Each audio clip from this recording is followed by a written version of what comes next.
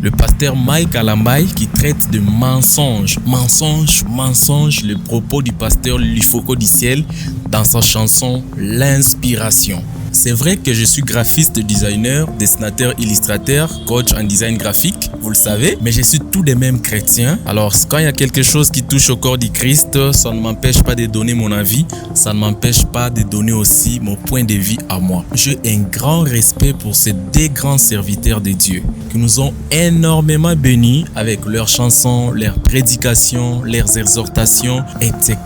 Loin de me comparer avec ces deux grands serviteurs de Dieu, ces deux grandes personnalités dont je ne fais même pas les poids devant eux, honnêtement parlant, avec tous les respects que je leur dois, mais laisse-moi vous dire que l'un d'entre eux, je dis bien l'un d'entre eux, s'est carrément trompé. Mais d'ailleurs, ce qui n'est pas un péché. Ça peut arriver à tout le monde de commettre une erreur, ça peut arriver à tout le monde de se tromper. Étant humain, bien sûr, on est faillible.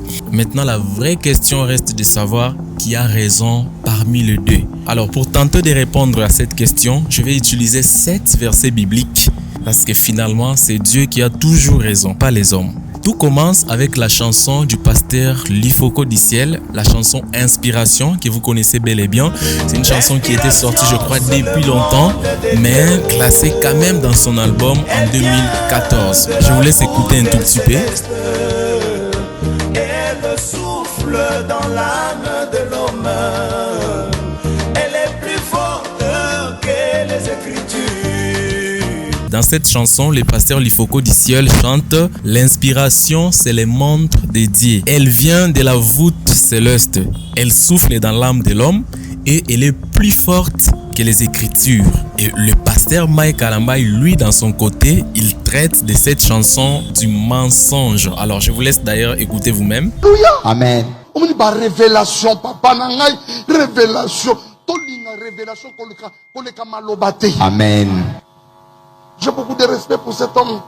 L'inspiration est le monde de Dieu. Elle est plus forte que les Écritures. Mensonge.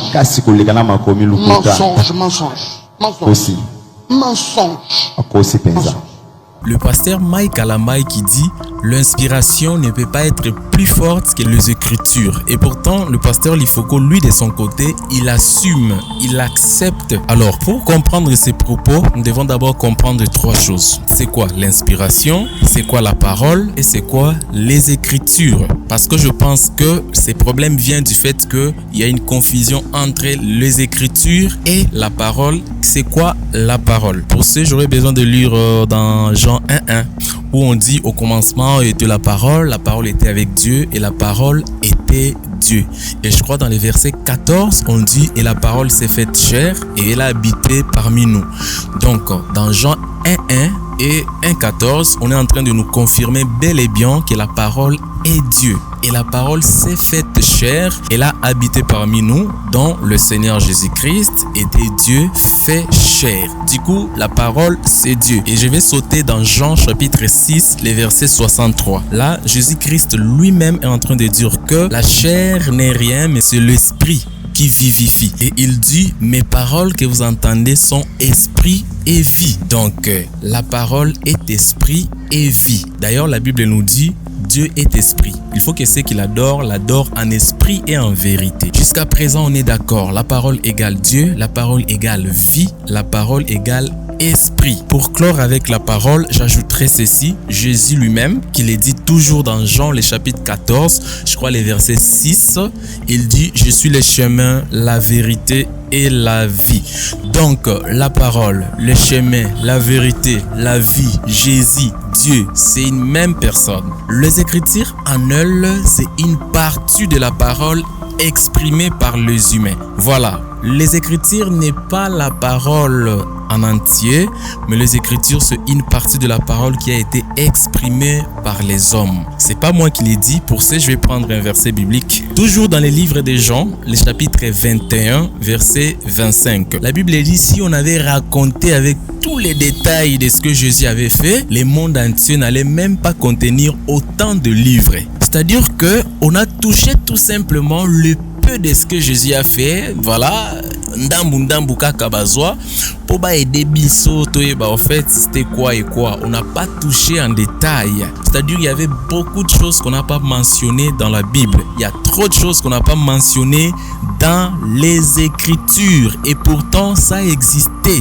Les Écritures ne sont pas tout ce que Dieu peut faire, mais les Écritures sont une grande partie de ce que Dieu fait. Et j'aime beaucoup la chanson du frère Isaac Bukasa qui chante Nzamba koki kosalelanga makambo ekomama kutute. Pour ceux qui ne comprennent pas les lingala, ça veut dire que Dieu peut faire avec moi des choses qui ne sont même pas écrites. Mais cela ne veut pas dire que Dieu peut faire avec toi des choses qui ne sont pas dans sa parole. Non, ça veut dire tout simplement qu'il y a certaines choses que Dieu peut faire, mais pourtant ça n'a pas été écrite. Parce que la parole, elle, c'est la totalité de Dieu. Dieu n'est ni plus ni moins à sa parole. Maintenant, l'inspiration, c'est quoi? Dans 2 Timothée, le chapitre 3, verset 16, on dit « Toute écriture est inspirée de Dieu, capable d'instruire, d'enseigner, etc. » Vous pouvez lire. Tout ce qui a été écrit a été inspiré de Dieu. C'est-à-dire quoi? Dans le livre de Jérémie, Jérémie a été inspiré de Dieu. Dans le livre d'Ésaïe, Ésaïe a été inspiré de Dieu. Dans les livres de Tel, Tel a été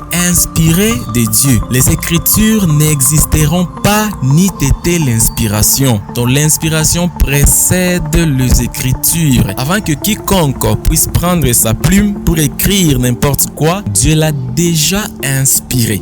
Vous comprenez, l'inspiration c'est plus que les écritures et ça précède même les écritures. Alors pour finir, ça va être des questions que je vais m'adresser directement au pasteur Mike Kalambai en soi au fait, parce que c'est avec lui que ce débat est en train de prendre vie au fait, d'exister. Ici, ça se trouve dans Matthieu le chapitre 16, je crois, le verset 13. Jésus pose la question à ses disciples. Les gens disent quoi à propos de lui? Et les disciples disent, les gens disent que tu es Jean-Baptiste, les autres disent que tu es Jérémie, les autres disent que tu es l'un des prophètes et tout. Jésus dit non, stop, vous.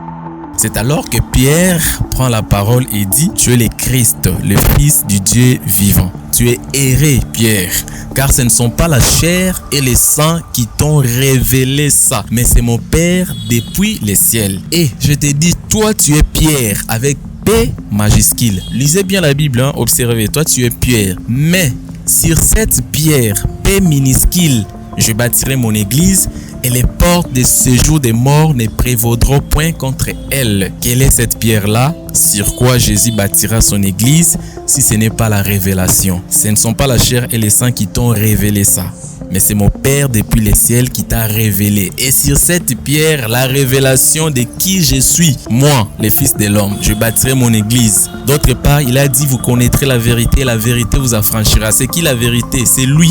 Vous me connaîtrez lorsque vous m'aurez connu qui je suis. L'église de Dieu est bâtie sur la révélation. Vous ne pouvez pas exclure la révélation sur les programmes de Dieu. Et puis, première question que je vais poser directement au pasteur Mike, avec toute considération, Daniel, le chapitre 12, verset 4, la Bible dit clairement, toi Daniel, tiens secrète ces paroles et scelle le livre jusqu'au temps de la fin. Plusieurs le liront et la connaissance augmentera. Dieu empêche à Daniel d'écrire. Il dit de sceller, de tenir secrète ces paroles-là jusqu'au temps de la fin. Plusieurs les liront, la connaissance augmentera. Daniel 12, 4. Maintenant, je te pose la question directement. Comment les gens liront quelque chose qui n'a jamais été écrite si la révélation n'existerait pas? Il y a des choses que Dieu a tenues secrètes qu'il révélera lui-même plus tard. La même chose se produit encore dans Apocalypse, le chapitre 10, verset 4. Quand les 7 tonnerres firent entendre leur voix, j'allais écrire, mais j'entendis du ciel la voix qui me dit, celles, ce qu'ont dit les 7 tonnerres, ne les écris point. Kokomayangote. Sceller yango. En d'autres termes, sceller c'est garder secret, caché. Là c'est le verset 4, tu vas dans le verset 7, tu verras on dit mais au jour de la voix du 7e ange, quand il sonnera la trompette, le mystère des dieux s'accompliront comme il a annoncé à ses serviteurs les prophètes. C'est quoi un mystère? Tout ce qui a été tenu secret, ça sera révélé à la fin.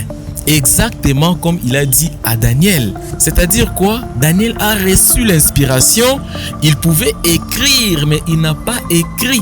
C'est-à-dire l'inspiration est plus que les Écritures. L'inspiration précède les Écritures.